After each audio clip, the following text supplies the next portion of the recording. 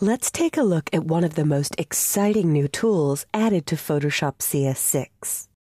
If you click and hold for 2 seconds, or right-click on the Spot Healing Brush tool, the one that looks like a Band-Aid, you'll see nested underneath, out of the 5 tools that you can choose, there's a new one called Content Aware Move. When I select Content Aware Move, I'm going to use my mouse to click and drag and create a rough selection around this couple. My goal with this selection is to pick them up and move them to the left side of the image. Now, in the past, I might have used the cloning stamp tool to do this.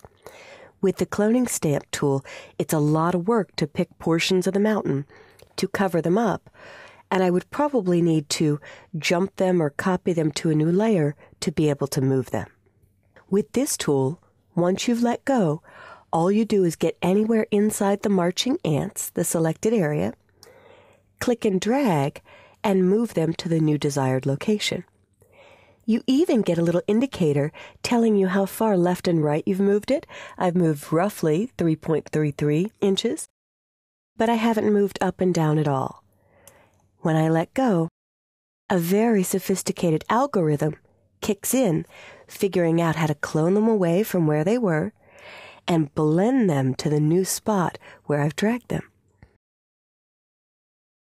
Outstanding! I'm going to choose Select Deselect, and only the most trained eye would see any evidence that I've moved them in this original photo. Now, there's more cleanup work that you can do, but for now, that did an excellent job. So let's take a look at a harder image. I'm going to select this green dress photo. And before I jump in to make my move, I'm going to explain why I want to move myself to the right side of this shot. If you click on the crop tool and simply touch one of the handles that would let you crop, you'll see it kicks in the rule of thirds guide that was added in Photoshop CS5. Now, any trained photographer knows to keep an eye on the rule of thirds when shooting to create more interesting or compelling shots. If you look back at your childhood photos, unless your parent was a photographer, you'll notice they probably made their best attempt to perfectly center you or your siblings in every shot. That doesn't create an interesting image. Well, depending on what you're doing. But looking at this, ideally my face should be at the intersection of this 9-slice guide, or what they call a PowerPoint. That draws the viewer's eye to the interesting subject or spot. Another great spot is down here in the lower left or upper left. So having said that, I'll go back to the Content Aware Move. I won't crop the image because I was only using it to show you those guides. I'll click and drag, making a rough selection, trying not to get too close to the object I'm moving. Starting back where I began, so I choose how to close that selection, and then clicking and dragging till my feet almost touch the edge of the photo. When I let go, again that very sophisticated algorithm kicks in, analyzes where I was, clones me out, and then repositions me and blends me into the background that was there. Let's see how this tool does. Very well, with the exception of my arm. It looks like the flowers are kind of creeping over the edge of my arm. And I've got a little grass here, but that's easy enough to fix. So I will undo that or step backward. And this time, instead of using the medium adaptation, meaning just roughly try to keep the object intact, I will either try strict or very strict.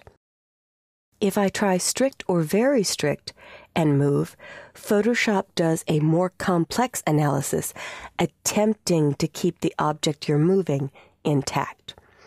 I don't mind this progress bar and analyzing so much because this is saving me hours of time that I used to use on the cloning stamp tool to accomplish image movement like this. And my arm is perfectly intact. I've got a little bit of oddness here, but I'll show you how to fix it. Everything else looks perfect. And I've got a little bit of grass in the flowers. Here's my favorite tool to repair or disguise image edits, the patch tool. I also call this the anti-aging tool because it wipes out dark circles under the eyes, wrinkles, crow's feet, double chins in some cases, moles, blemishes, but I'm going to use this to repair the grass. And what I can do is decide that I want to select this grass. The algorithm chose that part of the image to repair where I was, and replace it with these flowers. When I let go, Photoshop will do a contrast adjust, putting those flowers in that position. There's lots of different ways to go about this, but let's try the patch tool on this tape that's in the plants, being very careful just around the dress. And I'll drag up slightly, saying use this portion of the image to repair that. You could also move left and right, but my goal is to try to keep these fairly aligned. I let go, and it blends. Both of those tools were based on, well, actually, the new Content-Aware Move tool was based on the technology of the patch, and the Content-Aware Fill tool was based on the technology of the patch. So I can keep patching to repair any small image areas, but I think it's done great, with the exception of this. If I go to the History Brush tool, the History Brush always paints back the original. And earlier I was on a large brush, so we'll aim for a brush size somewhere in the 40s. Any number between 40 and 50 is fine. You simply click the arrow here and dial your size. And then I'll click away and hit Command plus or Control plus to zoom in. And all I'm going to do is paint close to the hair. The History Brush reveals the original flowers that were there.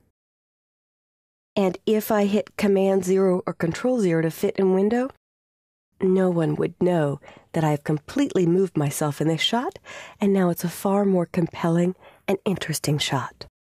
So let's go to this last shot. I want to take this guy and make this shot more interesting by moving him either to the left of the photo or to the right of the photo. So I'll choose Select, Load Selection, load the guy channel that I've saved in this image or the guy selection.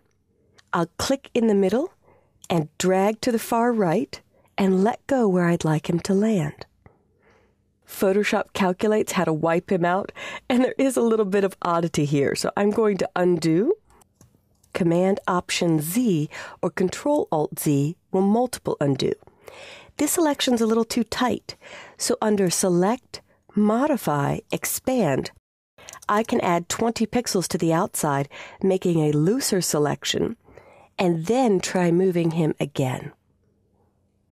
And let go of my mouse and see how it does blending.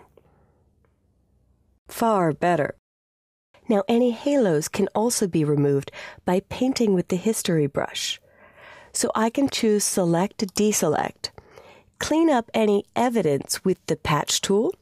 So here, maybe I want to patch where he was, away from the wall.